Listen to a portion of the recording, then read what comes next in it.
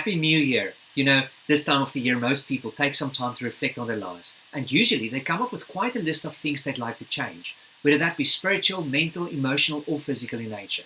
Some decide that they're going to join a gym and get fit.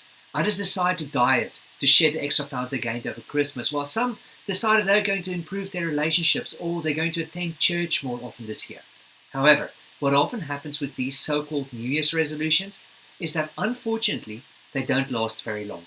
Because inevitably there will be other things that seem more enticing at certain times, like that extra slice of pizza, or that box of chocolates that you got for Christmas, or maybe lying in when you should be going to the gym or going to church. And then many people falter and they choose the short-term pleasure rather than keeping to their resolutions.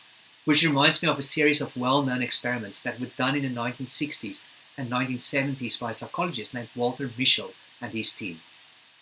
They were very interested to find out whether the ability to delay gratification might be a predictor of future life success. In other words, if you could stop yourself from focusing on immediate pleasure and instead keep the end goal in mind, whether that would help you to be more successful.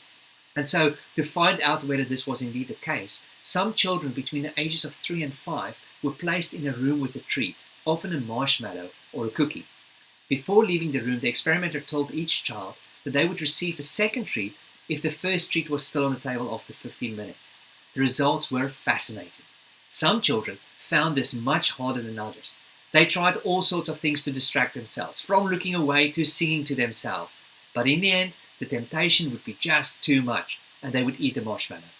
Others managed to successfully wait until the researcher came back and they were rewarded with a second marshmallow. Years later, follow-up studies were done with the same children, and they found that those who were able to delay gratification, those who managed to wait for only 15 minutes for the extra treat, did much better than the other group in a variety of areas, including academically. So friends, let's all keep the marshmallow test in mind this year and decide to, instead of letting short-term pleasure determine our actions, that we are going to play the long game this year and delay gratification a bit. Who knows? It may just lead to some great results in the year ahead.